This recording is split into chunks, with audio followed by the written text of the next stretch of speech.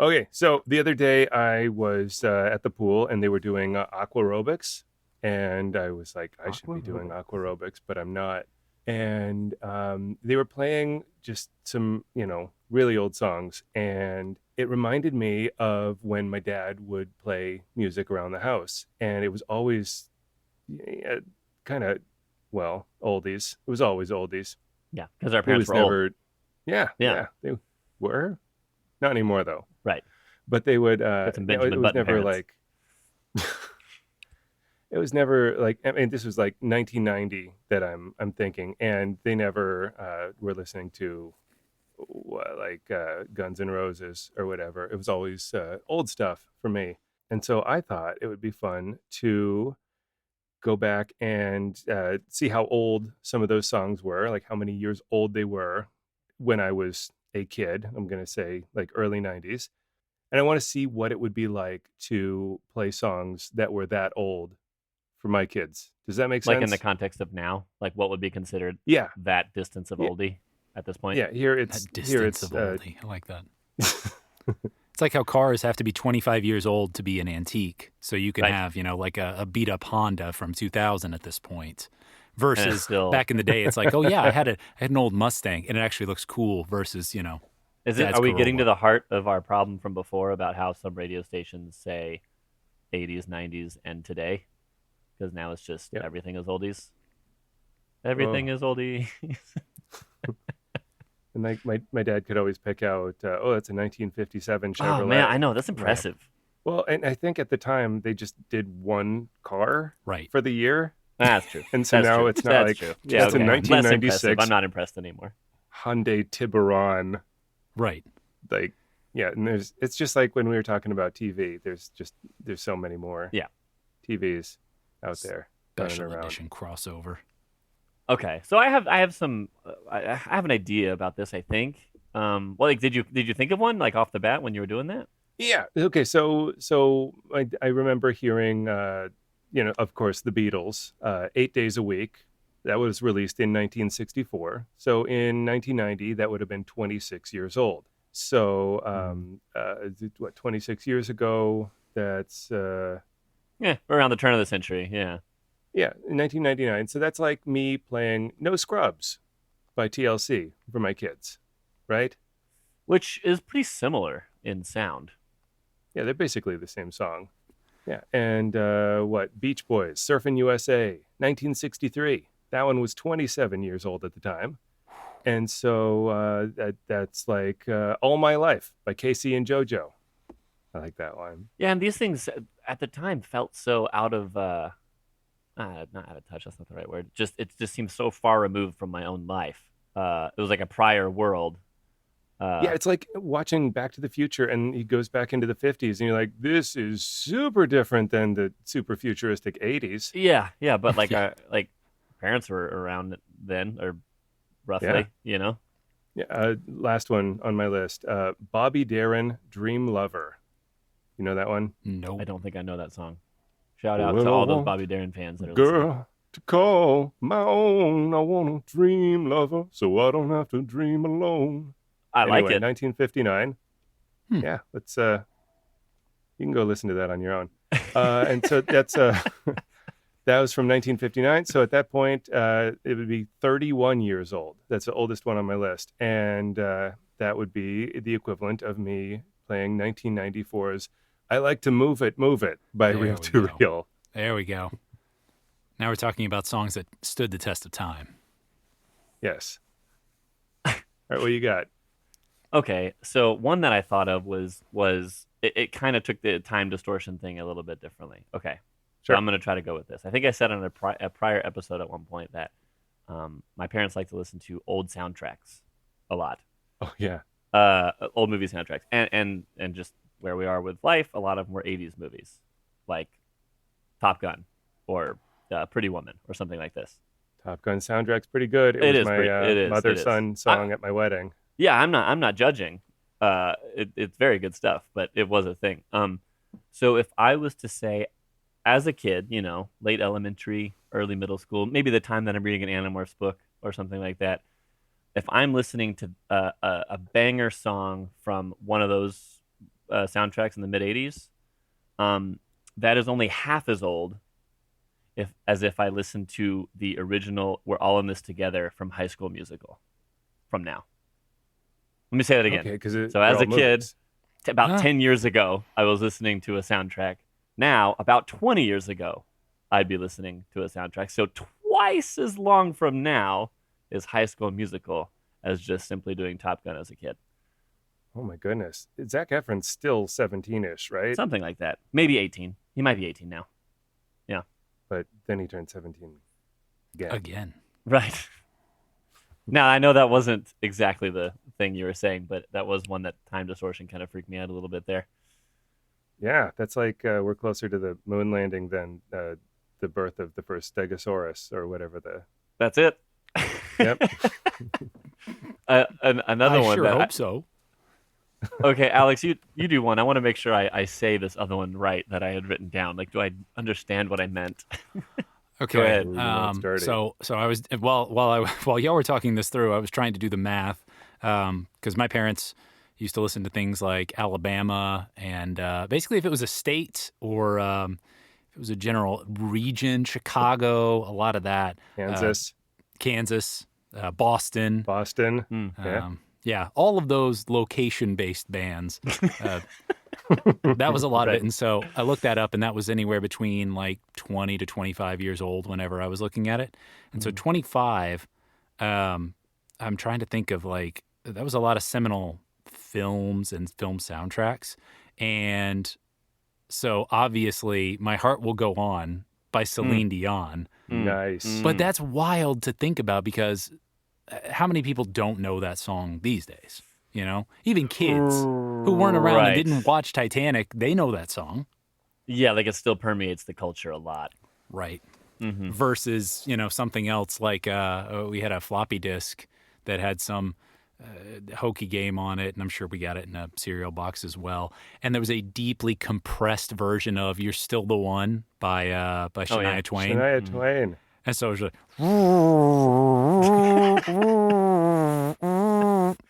which was the quality she was hoping for when she put out the effort. Yeah, I don't even think you can understand human words. It really is just like a general shape of the song, and the rest of it is I'm looking at my waveform right now, and it's awful.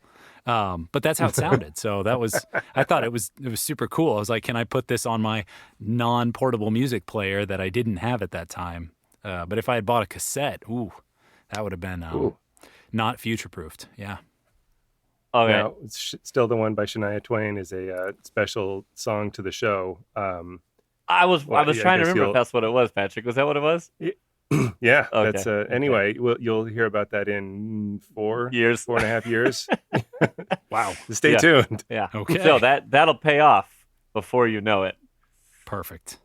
Easter egg. Okay. Let me say my other one that I think I've got together here. So when I was in high school in let's say 2003, and I listened to Michael Jackson's "Off the Wall," right? That was by doing that. That's like, man, that's a early Michael Jackson. That's some old stuff. That's technically still got some disco flair. It's in the 70s, late 70s. Okay, so if I listen to that, if I listen now to his final album before he died, Invincible, that would be the same length of time. What do you think about that one? Wait, what? Time, man. So in high school, if I listened to "Off the Wall," that's the same as now listening to Invincible. My goodness. Which again doesn't seem right because I remember when Invincible released, but of course I don't remember when "Off the Wall" released because I wasn't alive. I think our core demographic is at that age where they're excited about, oh gosh, I feel old, and they like being reminded of how old they are. Mm-hmm. Yeah, so I think this is gonna do well. Well, I got another one for you. Okay. If you want that nice, where are we sitting at as far as range goes? I believe that while this is airing, we are roughly equidistant. The song "Crazy in Love" by Beyonce and Jay-Z is equidistant to now and to the Clinton administration. Oh, yeah. So it's right in between now and Clinton? Mm-hmm. Does that mean it's like, what, late 2012? Or the No. beginning of the Clinton administration? The beginning of the Clinton administration, I think. It might be So Bush. 96? It might be the first Bush administration. Wow. That's even worse. They've been together for so long. They have. They're so crazy in love. Looking so crazy in love. Got them looking so crazy in love. Right. It's got that staying power. Uh-oh. Oh, no. Please stop. Have I done too many seconds of the song? Are we gonna get copyright struck? Oh, that's true. Oof. Yeah, cut it out. My spoken word interpretation. Patrick, use you just your have to editing skills imagine when it in you the can. theater of the mind. Great. Well, I mean, I would, but I'm not editing out my Bobby Darin from earlier. 12 All right. seconds of bleeping while I hum that song. We're going to finally get hit by that copyright because of this. Yeah, you know what they say? In for a penny, in for 2 pennies. That's what they say. It's a good saying. Yeah. Yeah.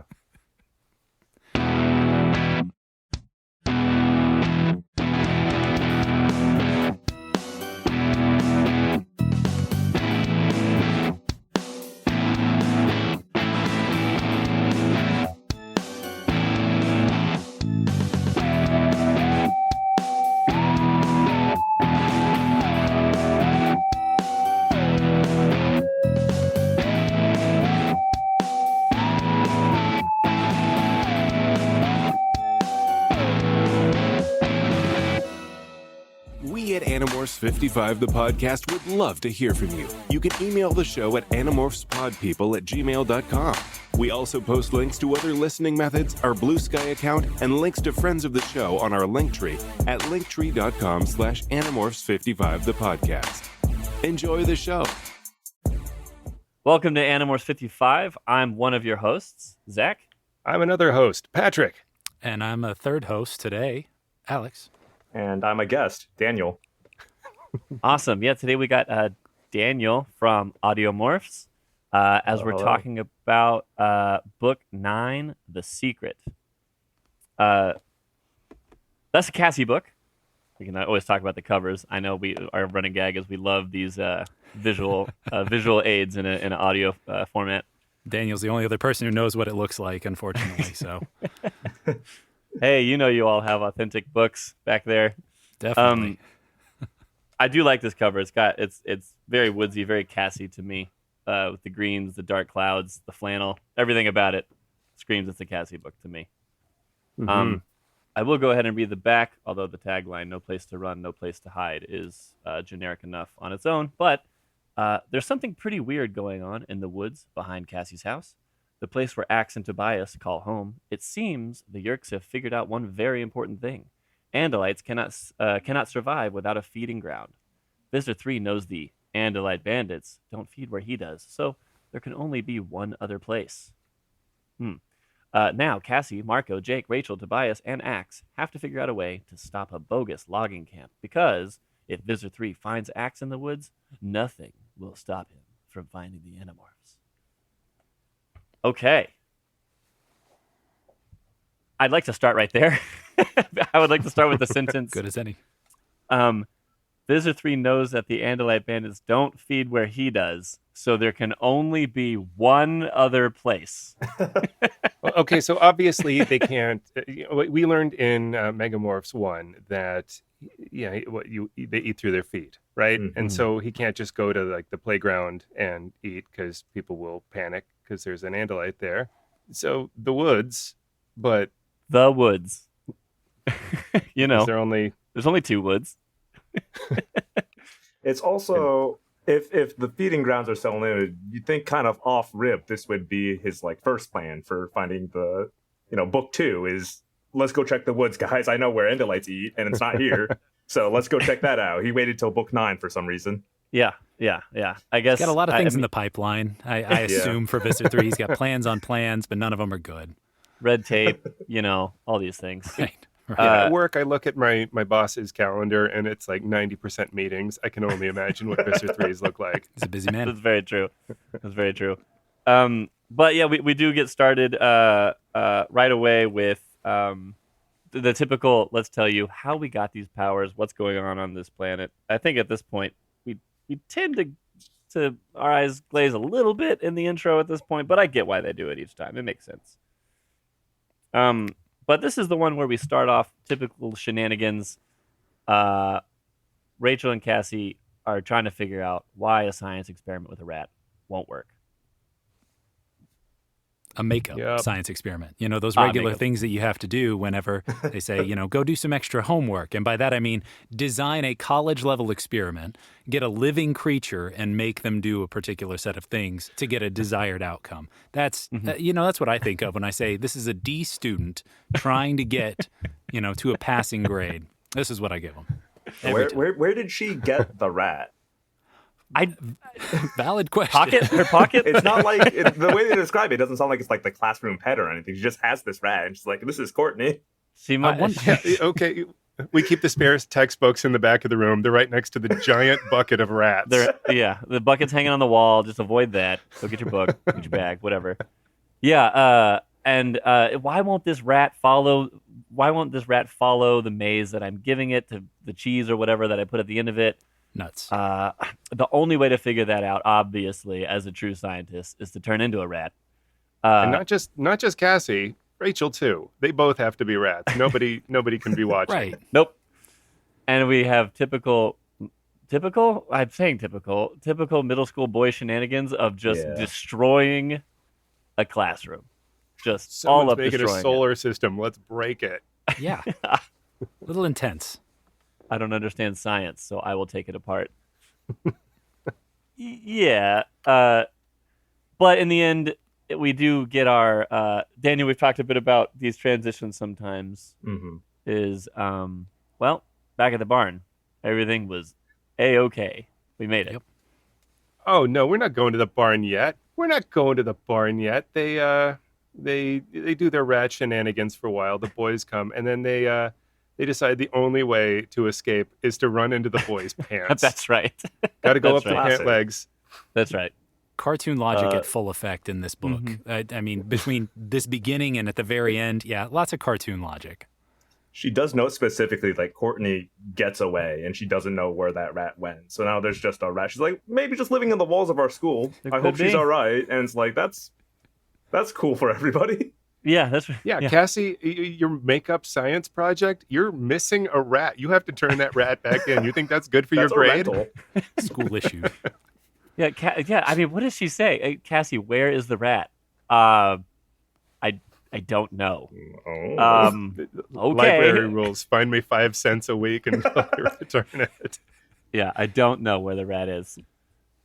Man, So then after I'm very sorry that I did forget the running through the pants bit. Wow. I know.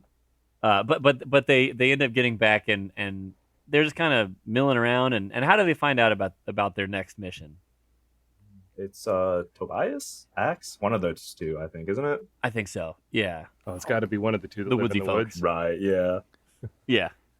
And there's some kind of factory or building or shelter or something that they can't figure out what's going on. Right. I thought it was very unusual to see the evil plan for this issue, or at least this book, to be logging, unlawful or, protected woods being logged on. Especially after all of these kind of world-shaking consequences. Oh, we have a giant spaceship that's come down, or they're refueling all of the Yeerks. No, here they just decided to clear-cut a forest that's protected by law, and we have to figure that out. It's a bit of a deviation, a much more an adult, and I don't mean that in terms of like, this is a very mature thing, but very mundane kind of plan that Visser 3's come up with. Yeah, it's especially a little villain of the week, but it also go ahead, Patrick. Oh yeah, book 3 they have this giant invisible skyscraper-sized spaceship that crashed. I assume it crushed a lot of logs.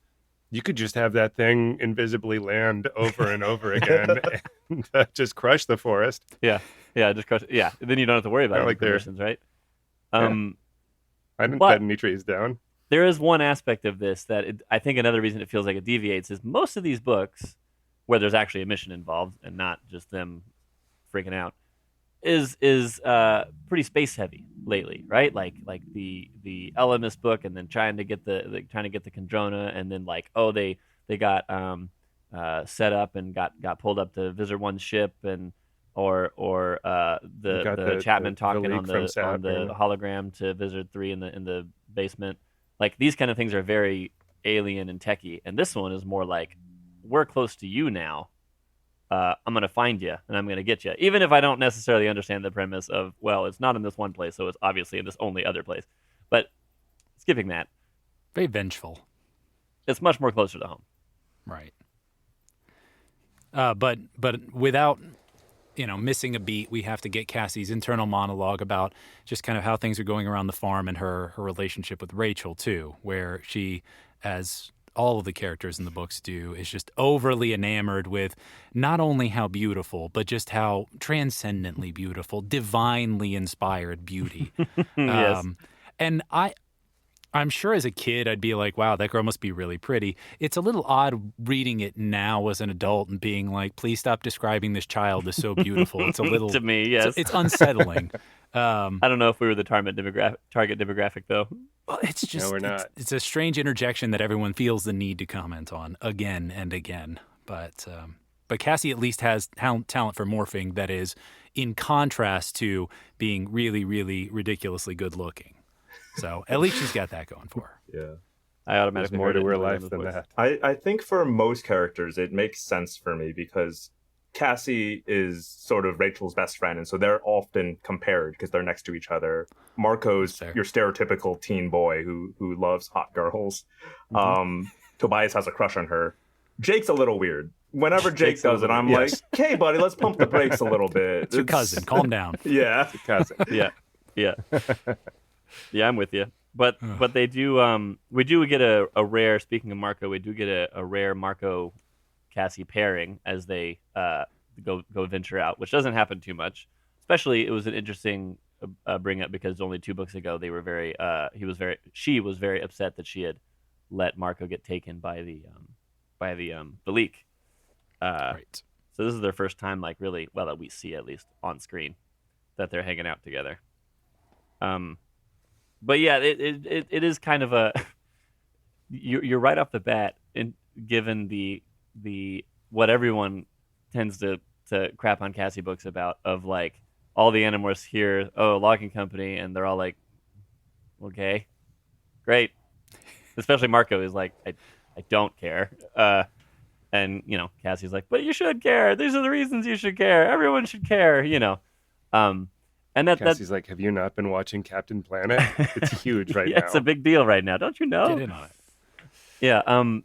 And so we've only, this is only our second book of Cassie, and the first one was more focused on finding Axe. So this is our first real venture into her battling morality with nature and all that entails, I think. In my opinion. I mean, I guess you flip in Megamorphs, but that one's more of an action book, so you don't really get it too much. And there's more of that morality discussion later on and everything, but their plan boils down to, we're going to go ahead and morph into wolves, and we know that they can run for a good ways, and we're going to not be suspicious, because just a handful of wolves is very low key to be able to run in there, kind of see what's going on, and make our way back. Which brings me to the point of, I did double check because they said, oh, wolves can run through the night. And I thought to myself, that's unusual for a 4-legged animal. Most 4-legged animals can't run for very long. Average speed for wolves over longer distances of time that are not sprints is 5 to 7 miles an hour. So, about a maybe more intense jogging pace. Yeah, but it's constant. Go through the night, which wonderful. Yeah. Glad to hear that. And then they arrive anyways, and it's about a half mile away, so it doesn't really matter how they chose that. This is when they get there, and they find that the logging company, which doesn't have a name yet. That's Drake and beams, and there's got to be something behind those windows. And I'm a little foggy on this part on my notes. They just get spotted and just get blasted. Is that what it was? Yeah, they're like nets fall down from above. There seems like there's some sort of trap laid in place that got sprung. Yeah. Very 90s trap. Very Yeah. much. Net falling on Like, you. what are these nets doing up here? Yeah. And yet it's the most effective trap that we've really seen outside of just getting snatched. Yeah. This is the most effective thing. They need more low-tech mechanisms to trap the Animorphs because apparently they work like gangbusters comparatively. Oh, you got to take him up and put him on your spaceship and lock him down. We got to wait 2 hours and make sure, but too complicated. Just go ahead and drop a net on him, and he was nearly out of commission. Yeah. But they do hightail it out of there, disturbing a lot of the woods in the process. But there is a force field. That's the main thing they get from it. There's a force field. There's no way we can get through that force field. What are we gonna do? And I think Axe is like, well, it stops at the ground though, right? Because it's not a complete sphere. Because then it would, I don't know, you would dig a big hole Something like underneath the that. You building. would think. Yeah, it stops at the ground. Yeah. That's right. Yeah, and so they have to turn into something small that can dig. Right, because immediately they're like, I don't want to be ants. Right. Yeah, I think we all Yeah, remember they- the ants Understandable. moment. Yes. yeah. My review of that book was I really, really liked this book. It was probably my favorite one of these books we've ever read, but I don't want to read it again. Yeah. They could have done the ant. In the end, no. Retrospectively, they could have done the ant because it was not really Not that different. much different. Plus, they didn't really use the digging too much with the force fields. No, didn't they just like go under a blade of grass or Yeah. a leaf or So something? there's like a twig and it like blocked the force field, so there's a tiny gap, and they just walked under before they got totally subsumed by the colony. This reminds me of more 90s shenanigans with like the cartoons where you would like throw a hole at the wall Yeah. and then you could go through it. This is very much like, here's a force field. You'll never get through it. Well, can't I just like put my fingers underneath it and lift? Which Yeah, is no. Like a curtain. something so fun, I think, about especially early Animorphs, is you have these very like Saturday morning cartoon moments immediately followed by, oh god, I've lost my sense of self and now I have to bite off this animal's head in order to Yeah. escape. Yes. Yes. That right. dichotomy is just wild to see. Just like, oh yeah, well, let me do this thing. Oh, that was fun and wacky, and now I have to deal with the And consequences. now the of my horrors. actions. Yeah. Now let me the go beat horrors. someone with my severed arm or whatever. Those Yeah. usual Mhm. horrors. Yeah. We skipped a tiny thing I just realized was when they did go search out the center, the logging company, didn't they draw straws and Jake was out? Yes. Yes. Was this That was That before. That was early? when they I were thought still this was- reconning, I believe. Oh, that's Oh. correct. No, it's not when they were reconning. It's later on. Oh, okay. So I haven't skipped it. Okay, because I think it it's is later on when hilarious. they turn into termites. Ah, Anyway, spoiler there. They do turn into termites. Tobias, as a hawk, they I guess clear cut some of the area around the building, or they built a log cabin, and they're like, well, this log has termites in it. Let's throw this away just outside the force conveniently field. close, And so yeah. Tobias goes and picks up a log, very convincing hawk acting, yeah. and flies it back. And now they get to. Doesn't Jake pull the termite like out of his pocket or something again? Yeah, it's in a little glass like vial he has, and he pulls it out and he's like, guess what we're doing? Yeah, and everyone's How like, long were you carrying that, Jake? yeah, Yeah, it's just like him and the roach in the matchbox from a few books ago. oh yeah, he really Just likes to like just why- hold bugs. Strange kid. Yeah, He was the first one to good. morph a bug. He did a flea a while ago. He's Yeah. into bugs. I think I would take a while to get used to turning into bugs. He's just all about it. Well, after his like second morph was that lizard, and then he eats that spider. So now Yeah. it's like, it's a whole thing for him, I guess. It's a Yeah. complex. Yeah. We jumped over a little bit though with some Cassie development where she Ooh, has to yes. go and pick up the skunk, and I don't know. I liked the moment with her dad where you've got this skunk was like collateral damage, and you get a moment. I think that put it better into perspective for me. The idea of like Cassie's trying to watch out from this with what she's got, as how she was raised around animals and everything like that.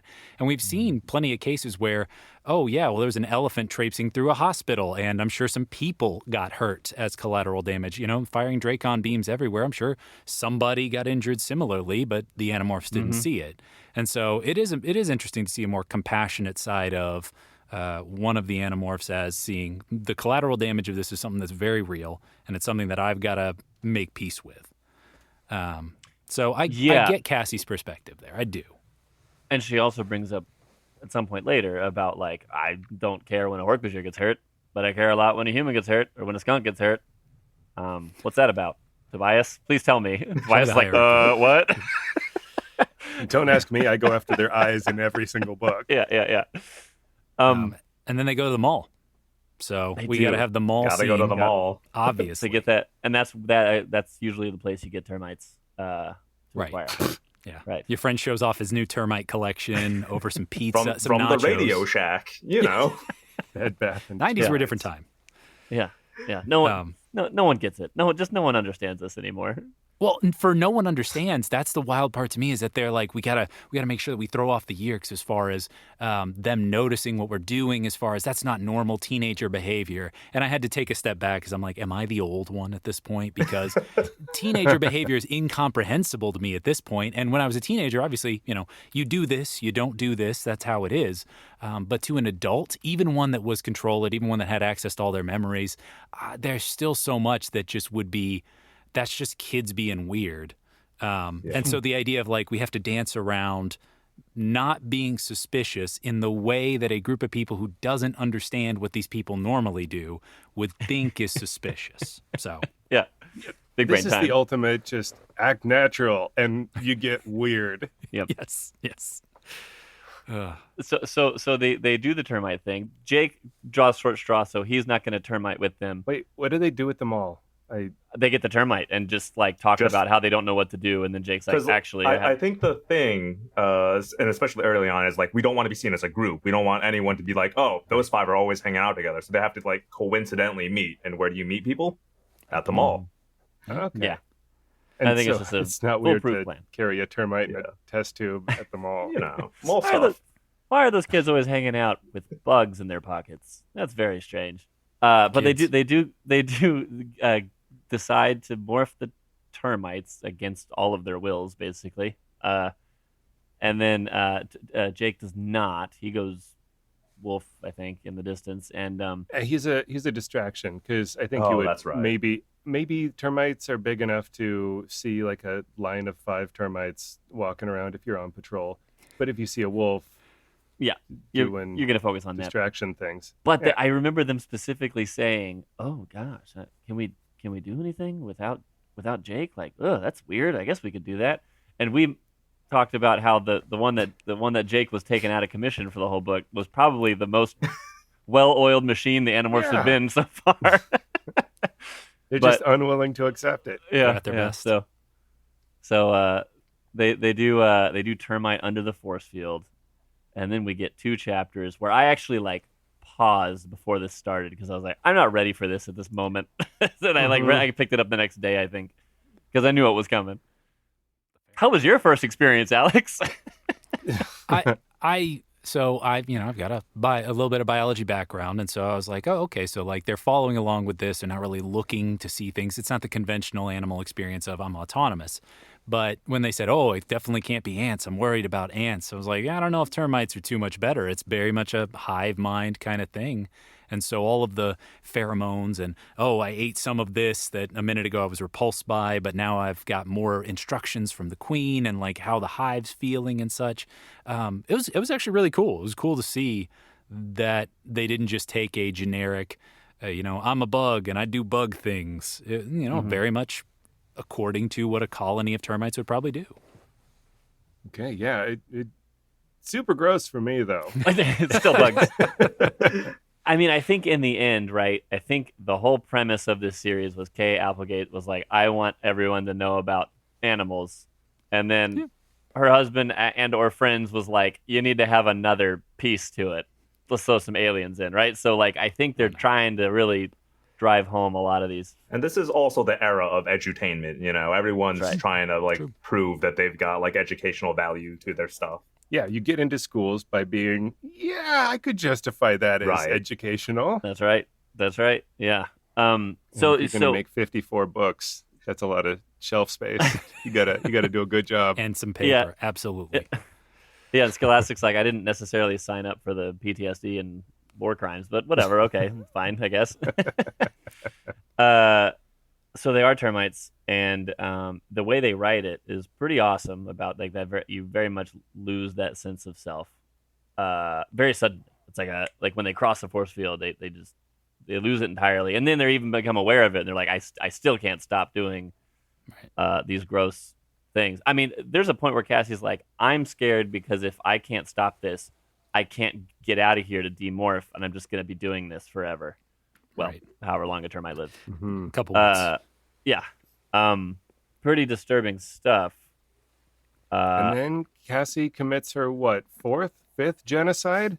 Third, she killed the ant colony, she killed the Valik, quote, colony, and now she kills a termite colony. That's right. Wow. Yeah, it's a lot. Yeah, her kill count is definitely higher than anybody else. When you put it in that context, her freak out about doing that makes a lot more sense. Because, like, it is just sort of like they're termites, but if it's your third, colony, like, genocide, I could see that starting to weigh on you, yeah. This is a habit now. Let's not make this a habit. Let's just, the once in a while's fine, but come on. Well, I don't want people thinking I'm good at it. Yeah, take a break at least, Cassie, for a few books, just so people don't think it's a pattern. No, I was thinking about it, and because when it happened, I was like, oh gosh, I know what those guys are going to say right here with this. Yep. But I was thinking, like, if you're really trying to drive home the point of in war, good people have to do bad things, there's no better character in the team to do that, right? Like Marco's like, I'll do whatever it takes to get from point A to point B. Rachel's like, wow, just kill stuff. Jake is just like, I guess, like no one really has that thing that like I have a standard that I hold myself to, and I have to go past that. She's the only one that really has that. So it actually does make sense that if she would be the most impactful character to have those things happen. But that's fair. It does look poor from the rest of the team's perspective. Man, I've killed like 5 guys. What have you killed? I don't know, 7? Cassie? 1,000? Eight digits. Yeah. But they get out of the termite colony by taking out the queen. Right. Pretty gross, but she's able to break the hold, I guess, for just half a second, which is all she needs to just snap. And she like tricks the termite brain into believing the queen is an enemy ant. And so then the termite instinct is to defend the queen by killing the ant. And so she can bite and kill the queen. Yeah, which, I mean, I don't think it took much convincing for her to say, I hate this ant that I'm making up in my head. Yeah. But they get out, and, like, Cassie freaks out. Like, she has, like, a full-on, like, panic attack. Yeah, she's screaming, and the other ones morph out to hold a hand over her mouth. And yeah, because at first they're like, are you okay? Oh, my gosh, shut her up. There's people in the other room. Chill out. Yeah, so not only do you have to get traumatized, but you have to shut up about your traumatization because it's still not over yet. Now you have to do the actual thing that you came here for. The termite thing was just like the pre-credits. Right.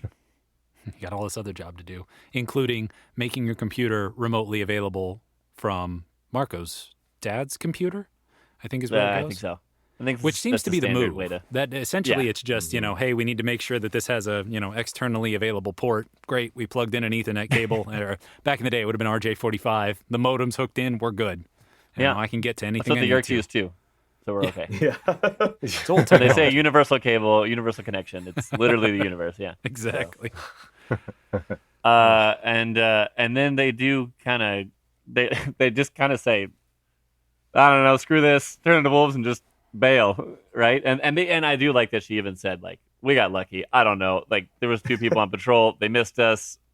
Whatever, we got out. Very fortunate. Yes, it was a bad time. They leave, and then we go back into talking about skunks, right? Yep. Yes. Are we directly here upset about the skunk kits? Oh, this is when she confronts Tobias. Yes, I think so. Because Tobias is a hawk who likes eating critters, and he saw a little black and white striped critter, and he ate it. He ate it. And it's unforgivable because Cassie knows that skunk. Yeah, she's very attached to that. A friend of. Yeah. And so, she gets mad at him for a while, and he's like, this is how the world works. Yeah. Didn't you just kill an entire civilization? She says that's different. Yeah, but even she's like, I don't know why. It just feels different. I don't know. She's having a hard time. I think she's wanting to just make a blanket statement on everything. Right. Yes. And she's 12. looking for something that she can use as a rule to say, I don't have to feel bad about this case, but in other cases, I should feel bad about it because that's what makes me human. And Tobias is kind of like, sorry, bro, that sounds like that's a luxury that you have, because some of us have to live in the animal world, and you get to live in the human world or in the animal world whenever you like, which, I mean, I don't want to put too fine a point on it, but like that was a wild thing to include in a kid's book.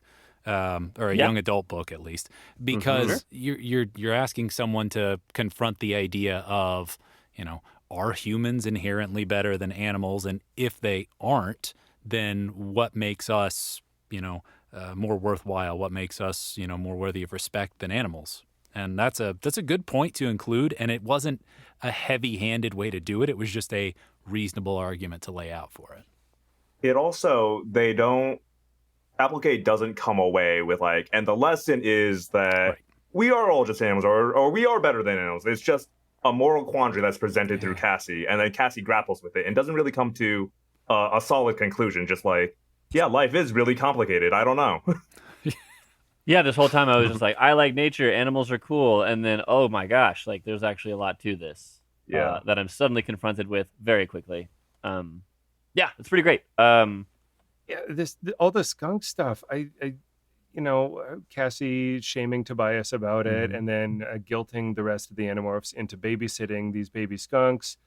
And reading the book last time and this time, it just really bothered me. Like, Cassie, don't you know there's more important things going on? But at the same time, yeah, it really does feel like somebody's gotta have that point of view, rather than let's just kill as many things as we can on the way through. Like, this will be easy. Yeah, like to connect for someone who hasn't read the book, there was a skunk that got hurt on their first trip to this logging company. With the nets. With her dad, she caught the skunk. Well, now the skunk has abandoned her babies because she's injured back at their barn getting fixed up. So she wants to morph a skunk and just take care of these skunk kits for a few days with the help of her team. That's the premise here. And the team is initially like, what? Why? No, I don't care about this. Why are we doing this? But even Marco eventually is like, all right, let's do it. And Cassie appreciated that. The why for where they're doing it too is because, Cassie basically said, I felt guilty about, this situation in general. And she's like, well, I'll go check on him and stuff. And Tobias leads her to it and everything. And she morphs into the skunk mother and then goes down there to like, oh, I'm going to comfort the kids and I'm going to fall asleep and stuff, and wakes up to Jake like pounding on the ground like, yo, you got to get out of morph. This is not it. Yeah. Woo. Jake's freaking out. Mm-hmm. Yeah. Well, why wouldn't you? That's right. You've literally got one guy. You've got the guy who got stuck day one coming to get you and saying, hey, I think she might get stuck. And I'd be freaking out. I would have run straight there. That's no wonder. Jake's biggest strength as a leader is like tapping into those parent skills early on, Right. Just like, why are you not being responsible? Come on, if I've told you once, I've told you a million times. Yeah. Listen to this cautionary tale sitting in the tree over there. Don't become him. Sorry, Tobias. Don't do it. Doesn't that look like it sucks? What are you doing? He can fly. You just stink. Go. Morph. Yeah, Marco's like, bro, chill. She gets it. It's fine. It's all fine. We get it. Yeah. But it does make her. I think in this instance, she's like, I know it's dumb, but everything I knew about nature, I'm shaken. I can't do anything about it. I can do something about this. I know it's stupid, but I can control this thing, and I'm going to do this thing, and I just hope you help me do this thing, please.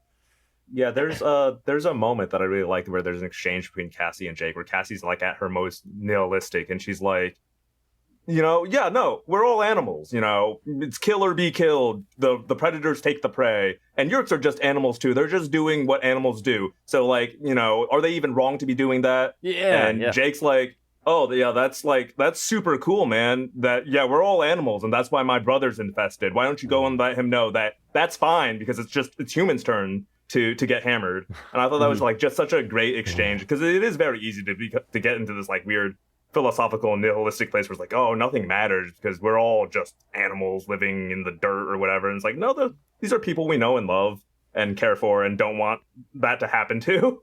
Yeah.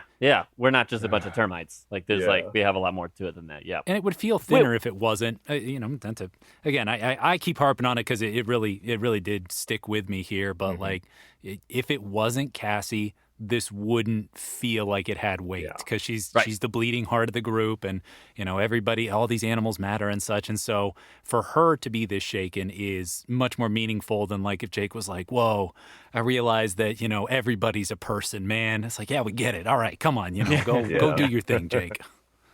Or like if Marco said it, like, shut up, Marco. Shut up, Marco. What are you saying? Whatever.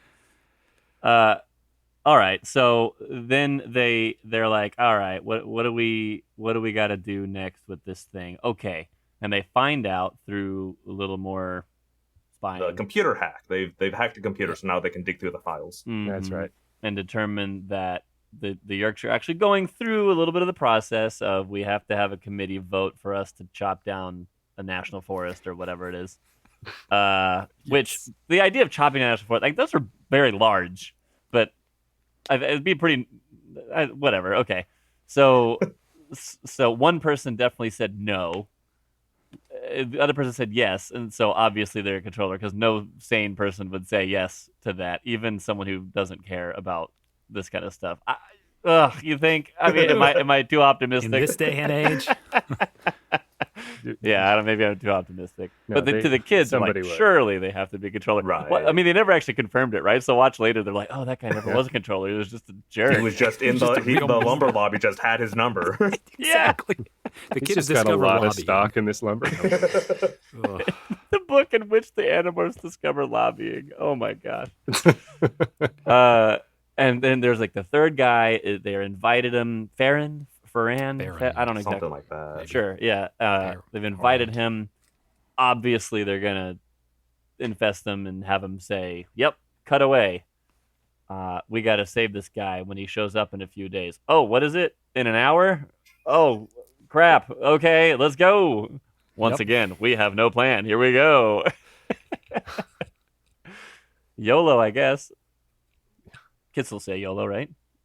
No.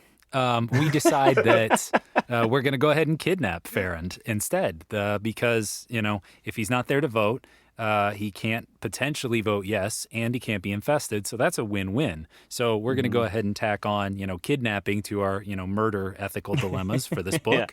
And go ahead and move that down the pile. Yep. We'll think about it later when we're having bad dreams. Right now, we just got to fix this because we got like 60 This is a now minutes. problem. Yeah. We need to deal with it. And I did appreciate how this guy, they watched this guy pull up in a car, clearly driven by controllers. He gets out of the car and he's irate. What, you can't hear what he's saying, but he's clearly like, "What are you doing? You can't do this, blah, blah, blah." And Visor 3, it's clearly Visor 3, morphed as a human, calmly walks up to him and just slaps him in the face. I was like, okay, he's going right for it. Okay. Cassie's like, I think this is gonna go bad. I think they might be. Oh, there it is, right there. There it is. Visor 3 just slapped him. We got to take care of this. So we got to hit him with a classic move. We gotta gouge some eyes. So Cassie and Tobias, time to double up, get rid of those eyeballs. Problem solved. Yeah, they even say too many eyes. Cassie's like, I dive bombed and I did pretty good, but man, Tobias, God, he's so good at it. Eyes don't stand a chance. Right. Yeah, and but then she gets shot through the wing, plummets to the ground, thinks that she might or might not see the husk of the termite queen going by as she's passing out, which is a great little touch. Doesn't even matter if it's real. Carried by it's a ants. Great little touch. Like you could see that very much in like a film or something like that, you know. Oh, yeah. And then she's back inside the compound. On the inside. Yeah, they're like, that's clearly an andalite. We're gonna hold it and either wait for it to become an andalite and turn it into a controller, or keep it as an owl, and then they're stuck. She's stuck in a box with Farron, with this other guy, in a We've small. got the guy with the vote. Let's put him in a box. What about we do with this owl? Throw him in the box with the guy. Yeah, what is this box? I kind of had a hard time visualizing this. Like they just had a box, like just a random box. And not cardboard. Like it's like, hey, we just got a new refrigerator. Put it in the big fridge box over there. You know, it's like a Yeerk sci-fi box. It's Multi-use. Advanced alien technology. It's got 4 walls. You can't get out of it. Yeah, that's all you need. Yeah. So she's in there. And then she doesn't. I don't think they have an explicit rule, but they've said more and more they try not to speak to Visor 3, which, whatever. I mean, okay. But she does. Now, one, I don't know if it's a big deal that a girl speaks to Visor 3 or not, because typically the warriors that we've heard about are all male Andalites. So I don't know if that would tip him off to anything. It never comes up. I was just curious about that. If he hears a girl voice or if you just hear the idea of the voices. I think we've talked about, I don't know if you actually hear dialogue itself. I thought it was a big move to do that because she was a girl. I mean, if ThoughtSpeak doesn't have a voice, I feel like any conversation would get really confusing. Like, wait, which one of you said that? Right. Raise your hand when you're speaking. Yeah, and then emotion Text-to-speech kind of thing. Yeah, and how do you like stress certain Throw emotions? them in the box. Yeah, that's it. Yeah.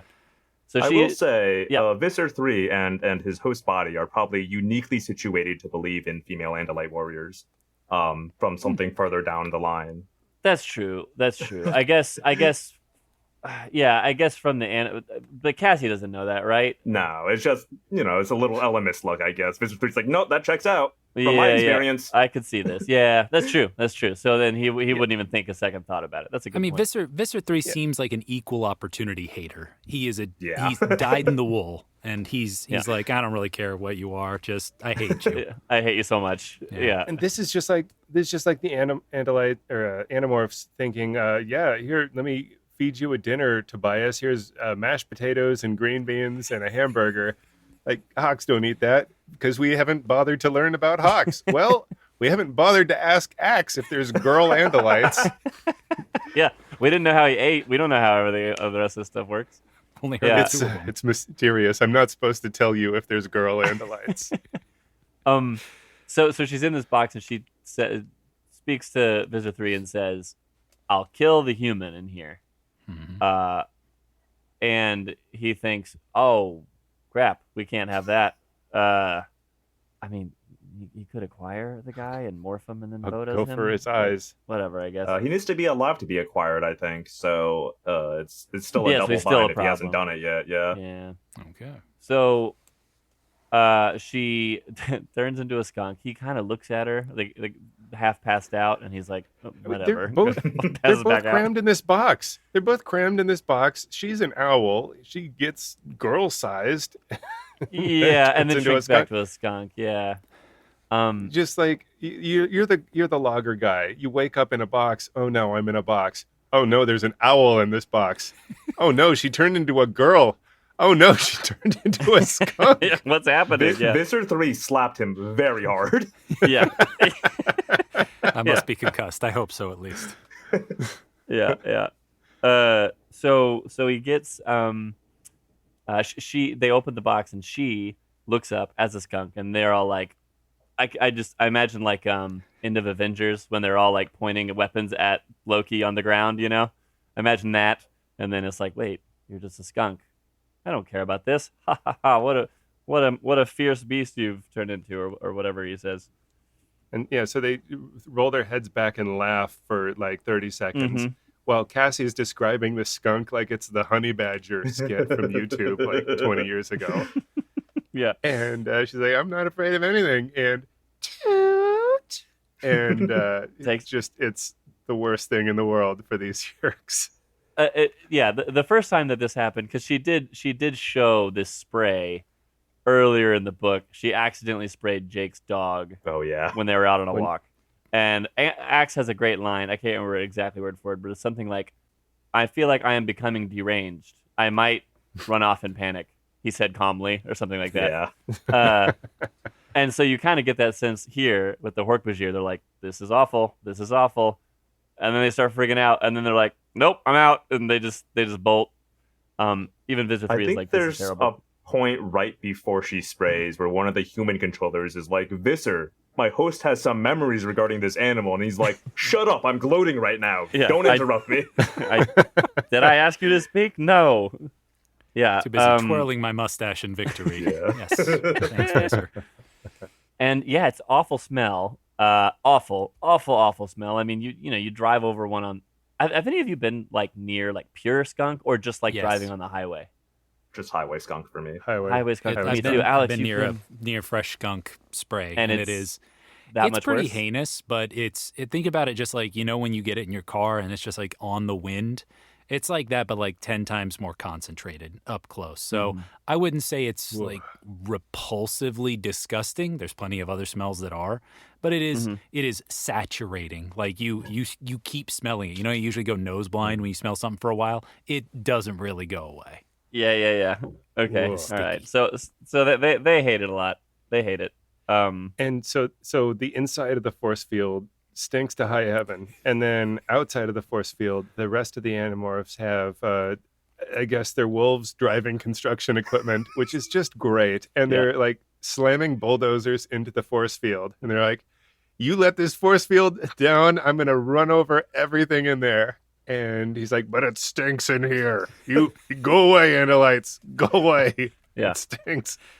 And then Axe has a line like, that's you sit in a spaceship, you never get that out of the seats. It gets into the upholstery, and then it's ruined. You're never getting that smell out. You notice it. Yeah, search Alaran's memories. He knows. There's no way. Do you think Visser 1's going to expense that for you? Yeah, I don't think so. Yeah, and then he says, "But don't worry, we have special Andalite anti-smell technology I can give you. That will take care of this if you let us go." Which is very nice. Now, would he take that? I mean, he has the Andalites in a sense. If he just waits a little longer, I'm sure, like Cassie said, there's probably backup.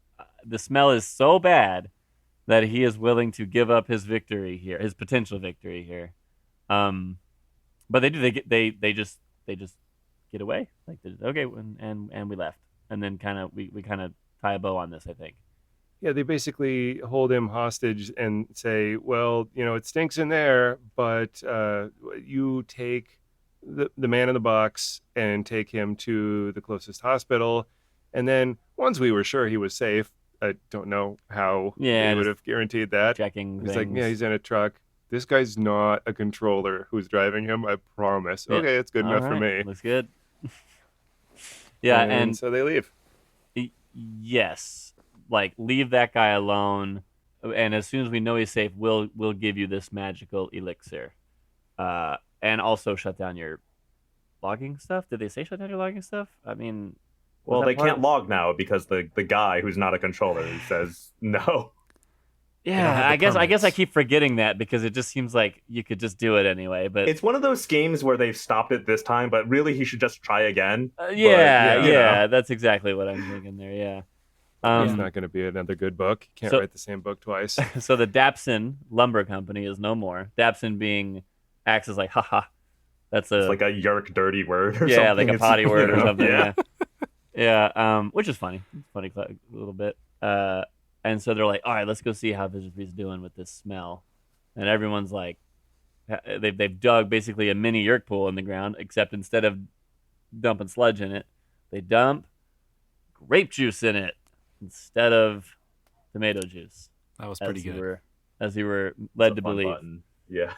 It is. Yeah, I don't think Visor 3 is going to trust them in negotiations after this point. Probably not. That's a valid point, and that they may have really, really dug themselves a new hole there. That's, no, you tricked me last time, and I was stinky for a week. I mean... Right, like that was the time you used that card. Yeah. Now, I did think about this since we were talking about female Andalites, so this does bring this up. Presumably, he's been in this grape juice for like a day or something, and it's purple, and he's furry. Would this dye his fur purple? They said it did. It did say it. Okay. Yeah. I couldn't remember if I was thinking that or if I read. Okay, because that's what I was originally thinking. I was thinking tomato juice on a blue critter. Okay, that makes sense to be purple. And then it's like, gotcha. It was actually grape juice. Even funnier. Yeah. Well, okay. So Axe, this isn't I called you Axe. I meant Alex. This isn't a spoiler. I don't think it's not. It's not a spoiler. But if you do find out about a female Andalite, they tend to be purple. So it is pretty hilarious to me in retrospect that Visitor 3 is now walking around for days, at least, purple. And, I thought, oh, well, all he has to do is morph into one of his horrible creatures and then morph back, and he's blue again. But then, couldn't you also just morph something small and... Or morph away the stink? Where's all that skunk juice? Morph away the stink, Where's all that skunk juice going? Mm-hmm. Yeah, I don't know. Don't think about it too hard, Patrick. Come on. Well... Valid question. I like it. And it does feel like if this was again a movie or something, it feels very much like they pan away from Visitor 3 in this purple thing, and all the Animorphs are in a circle, like ha ha ha ha, and it like goes up to the sky, and then there's like a big old there's like a big wink in the sky, like, or something. It feels very very Team Rocket blasting off again type thing on this one. Yeah. And that, was there anything else to add on the plot that we're not thinking of here? They save the skunk. They fix the skunk right up and return it to little skunks, and the whole skunk gang is happy except for the one that got eaten by Tobias earlier. Yep. Poor other skunk. I'm gonna betray my lack of early '90s music knowledge, but what do they call him? Joe. The Ramones. Joey Joerson. It was the Ramones. Oh, the Ramones. Yeah, that's right. Yeah. I read half of this book, and then like 2 weeks later read the last half. So I forgot that. When you were in middle school, did you know the Ramones? I don't think I knew them. No, I still don't. I mean, I know of them. I've seen people with them on shirts, but I don't know that I've ever heard a Ramones song. They're, like Blitzkrieg Bop is probably their. Yeah, let's not go too far. Yeah, that's probably their. Yeah, okay. I have played Rock Band or Guitar Hero. I've heard that song. I see. Yeah, weirdly enough, one of my favorite bands, Newfound Glory, did an entire album cover just of Ramones songs. I don't own that one, but I kind of want it. Anyway, this is not a Ramones podcast. Clearly, because half of the people here haven't even heard of the songs that they make. Yes. Yet. Remember simpler times when true flavor grew from patience and passion. At Crimson Harvest Vineyards, we still believe in that honest way. Our sun-drenched rows are tended with care, just as they have been for generations. We let nature do her work, nurturing each vibrant, ripening gem to perfection. That rich, bursting taste of summer. It's a legacy of flavor grown right. At Crimson Harvest Vineyards, we grow the finest, sun-kissed tomatoes. So, what did you all think of Book 9, The Secret? Anyone want to go first? Sure.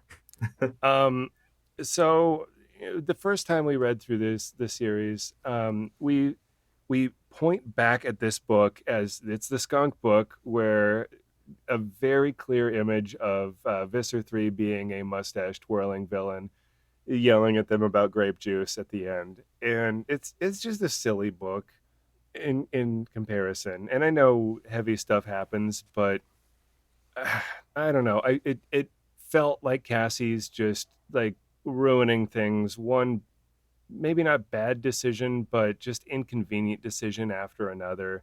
No, we can't go save the day. We have to take care of these skunks. No, I'm gonna ruin my science fair project by getting rid of all the rats.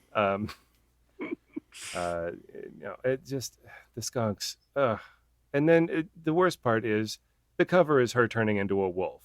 I mean, yeah, they turn into a wolf at one point, but you would know exactly which book this is if she turned into a skunk on the cover. And it's not like it's a spoiler that the skunk is in the book. Half the book's about the skunks. So they do blow the Battlemorph covers pretty early on, except for Jake. Because we've already seen the grizzly, we've already seen the wolf, we've already seen the hawk, gorilla, right? We've already seen the gorilla. I mean, axe is axe. So we just haven't seen the tiger. Yeah. I don't know. I wasn't super into this book compared to the other ones. I'm going to rate it 4 baby skunks out of 10. Yeah, it was only 4. Freaking Tobias. If he hadn't done that, it would have been 1 higher. Yes, Tobias, come on, man. Tobias tanked my rating. All right. Anybody else? Let me see. So, I have to disagree with you on this one, Patrick. I really dug this one. That's totally cool. Yeah. Usually I get my comeuppance when somebody else does their rating. I'm like, oh, you know what? I didn't think about that. You're right. I think that this was good. I think that in other cases where they brought up issue, like I was saying earlier, I think there's a lot of cases where they bring up issues and it just feels very much like it's kind of plopped into the plot. And it's more about, bravado or machismo and, Marco and Jake kind of situations. And then Tobias, okay, this is unkind of me, but it's like, we get it. You're stuck as a hawk, but like, move on, man. I'm trying to get through things in these books too. Yeah. But Cassie, very much so. She's demonstrated she finds emotional weight in a lot of this. She walks the walk as much as she can. And then she seems to keep finding herself in positions where it feels like she has to make an impossible choice. And so watching her make her best guess as to what to do off of this and then having to suffer the consequences really, really does feel meaningful. And I think that's the big thing about a lot of morality in the human world versus the animal world is the idea of you have agency. You have the ability to affect why you do something, make these choices to survive, having to live with that outcome rather than just saying, the ends justify the means. And so getting to experience all of that, getting to see Cassie kind of being indulgent in what she sees as her, I don't know if it's just motherhood, but kind of the kindness and the gentleness of the animal world contrasted with what ends up being an assassination mission for a colony. And then the B plot of, what are we stopping Visser doing today that affects all of these wild creatures and such, that the direct fallout starts a lot of this. It struck home. So it was very meaningful to see. I would probably give this 8.5 pine needles poking out from underneath a force field out of 10.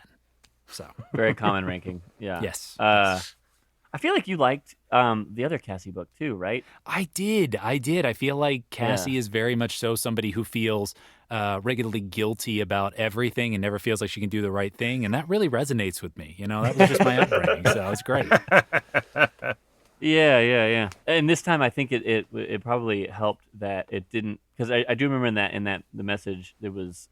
Then we talk a bit about okay, you're overthinking a little bit. You have these deep thoughts at 3 in the morning as a teenager, and it didn't have that, but still had the good morality part. Right, for sure.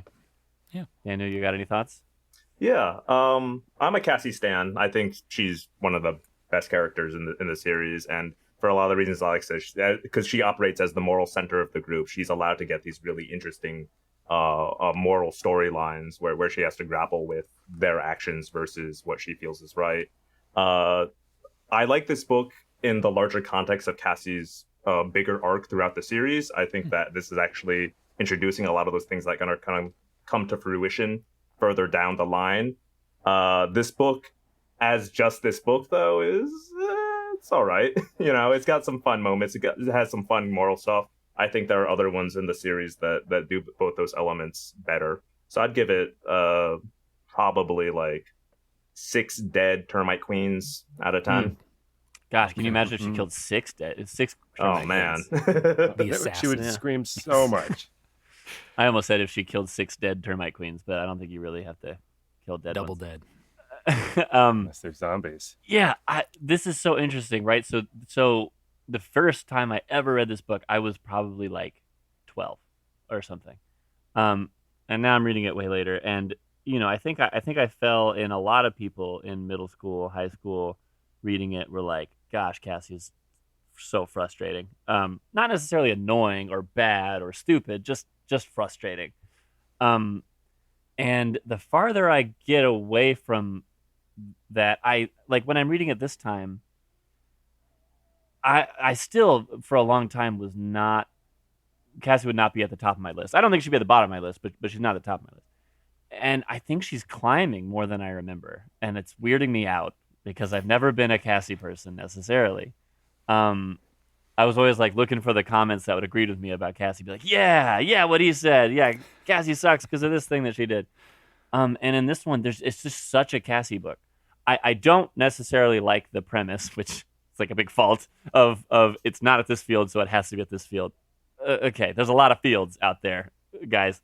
And I don't necessarily like the way they wrapped it up because it was the most goofy ending that we've had. I mean, there's a point where Axe says in an earlier book, "You've met Visitor 3 before and you're still alive? I respect you like 10 times as much now." Well, if it's like this, it doesn't seem too hard to survive, guys, you know? So the beginning and end are rough. I think the middle is great. I think the conversations with Tobias is awesome. I think the conversation with Jake near the end, where it wraps up that idea of like, why are humans worth saving versus other creatures? Like, we have the ability to save others, and other creatures don't necessarily have that innate ability.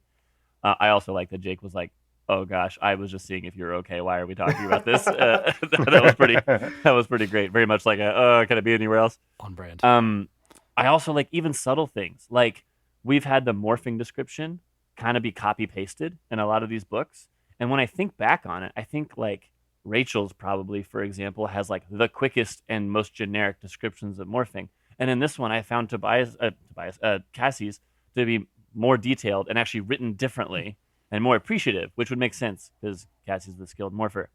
So I just found things in this one that, I mean, I think they all have a good way of representing their character well. But Cassie is a pretty interesting character, and this book, I remember when we got to this book, I was like, this is the first one I remember not really caring for out of the whole deal. And then when I read it, I started it, and I was like, yeah, this is a dumb premise. This is what I thought. And then it just got so much better. It was weak at the end. I'm going to go 7 out of 10 panic attacks in an alien logging company. Okay. That's an above average number of panic attacks. yeah. If you have 7, that's fine, I guess. Okay. Great. Anything else you want to talk about the secret before we move on? What was the secret, by the way? That's a great question. That's a great question. Like, what is this?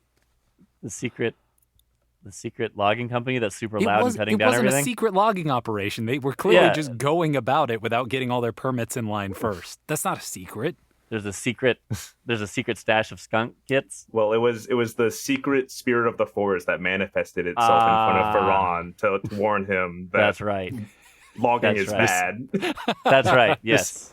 My vote for what the secret is what kind of juice is going to get the stink off of you. Oh, that's the big brain, Jake. That's good. Okay. Yeah. It was Don't tell him. The secrets we made along the way. Okay. So, all right, let's transition then. Since we have Daniel on, I do really want to bring up what Daniel's got going on. Can you tell us more about your project? Like, start off with that? Yeah, sure. So I run a podcast called Audiomorphs, which is just a series of bootleg audiobooks I've made for Animorphs, and I'm still making. Just cracked open, 36 this week. Cool. So chugging along, yeah. Do voices, got some sound effects, got some Foley work, the whole shebang. It's actually, I didn't have time to read this, so that's how I covered this book for this guest appearance. I listened to my own episode for this book while doing some other stuff. What a flex. That's a great flex to have. Like, I just listened to my write-up on this, don't mind me, with my special effects and everything. That's awesome. Thank you. Yeah, so how long has this been going on? Started in 2017, kind of on a whim. Before Scholastic announced that they were going to make all the audiobook adaptations, which they have since done and finished. But, still over here just chugging. Don't tell Scholastic. Don't get me copyright struck. But, yeah. I'm out here doing my thing. It's been a fun time. It's given my life some structure, I guess. Yeah. How did it since the beginning? How did it evolve? How did it grow? How did people find out about it? Just how has that transition been? So I was fresh out of college in like 2014 or something, and I was working overnights at Target. And so I'd get home at like 8:30 in the morning, and it was really hard for me to like get to sleep. And so I don't remember what inspired me, but I was like, hey, I remember Animorphs. Those were a goofy time. I wonder if they hold up. And so I found the PDFs and I started reading them. And you can knock out a book in, or I could in like 2 hours. So, from 8 to 10, and then I'd go to sleep, which was nice. And I found the majority of the books really held up for me. I was like, wow, this is actually a lot better than I remember as a kid. There's a lot of things that as a kid I didn't pick up on. This is really cool. And then shortly after that, podcasts blew up. And I was like, podcasts are really cool. People always say I have a voice for radio or that I should be a singer, but I can't carry a tune. So what if I did a podcast? But I also don't want to have to like manage people and like have to coordinate things and come up with an idea. All that sounds like a lot of work too. Mm-hmm. So what if I just read books I came up with? I was like, well, I just read Animorphs. That was pretty good. And those are short books. And, there's no audiobooks for these. What if I just read these books? And that could be a cool thing. And I just stuck with it. I started on SoundCloud, quickly ran out of the free storage, moved to an actual hosting service and paid real boy money to host this. And it's just sort of progressed as I've become more confident in I guess performing these books, and finding different effects and learning how to do editing and all that.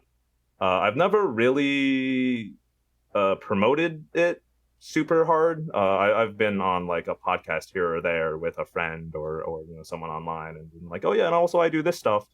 But generally, I just sort of made it and put it out there, and the Animorph fandom as it is just very eager for any sort of new Animorphs content, and so it got picked up by.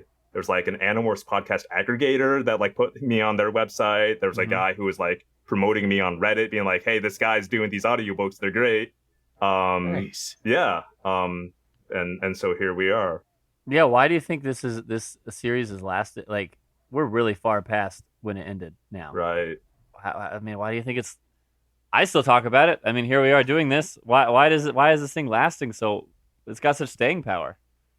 I think it's super well written for the most part, and I think that it's both well written and engages you, and also it's like a surprise that it does that, because you look at these goofy covers and you're half memories from maybe the one book you read as a kid, and you're like, oh yeah, it was the weird sci-fi book, and then it turns out to have like a lot of actual like heart and depth, and struggles with like actual moral situations in a way that a lot of children's fiction tends to simplify or try to rush past. And I also, this is my personal theory, I do think that J.K. Rowling becoming a huge bigot helped. I remember seeing that viral tweet that was like, we backed the wrong children's author, we should all go back to Animorphs. And I genuinely think that made enough of an uptick in interest that Scholastic started reprinting all this Animorph stuff. Yeah, we got those new covers, we got graphic novels, we got all sorts of stuff. Yeah. Recently. Yeah. I've noticed that the Animorphs, like, I don't know, community is still pretty lively as well. How can they continue to find your stuff and talk about you and all that? Like, what's the best method? What's the best way? Audiomorphs should be searchable anywhere you search for podcasts. Spotify is where most people are doing it, and it is on there, so check that out, I guess. But also Apple Podcasts, your third-party podcatchers, they should all be able to pull it up. And I have a website, theapocalypse.com, which is like apocalypse, but I put a D in there right in the middle to make wordplay. And then I say that at the end of every episode, and I'm so tired of it, and why did I do that to myself? So you can check that out, and that's got like all my other defunct creative projects that I don't maintain anymore, and then also Audiomorphs. Awesome. Man, we Alex, you got anything? No, I just like I'm doing some mental math in my head. You were talking about starting in 2017. I mean, there's a long time to keep all of this project going. And if you're on book 36, I mean, not to toot my own horn, but I just finished book 9, so we're basically in the same boat here. Yeah, totally. But no, Yeah, you're doing it weekly, I think, right? Like weekly this whole time? Yeah, Roughly? 3 chapters weekly, more or Yeah, less. wow, Yeah, sometimes it's 4 if the chapter count is a little weird, but yeah, basically 3 per week. Yeah. So you've got a couple more years ahead of you to Yep. get all the way out of it. Okay. Oh yeah. Man. Yeah, I love that. I love that you're still ready. Like, there's no point in starting if you're not going to finish, Right. Yeah. And at this point, we're so deep. I gotta finish. Yeah, You can't stop at 36. definitely. That'd be crazy. Right. Well, Yeah. man, Yeah. really appreciate your time, Daniel. I'm really glad you Yeah, of jumped on with course. us. Yeah, this was a lot of fun. Definitely. Well, I guess we'll stop there. Yeah. We really haven't figured out a closing tagline or anything. So It's hard. usually we just kind of mumble until we stop. Yeah, usually we mention Chumbawamba and the Columbia Record House Yes. company and the phrase "that's how they get you." Some old people Yeah, stuff. just some kind of a group of that. Yep. All right. Well, until next time. Don't let the Yeerks get you. Yep. Thanks for joining. That's it. Watch That's out. the one. Bye now. Bye-bye. Bye.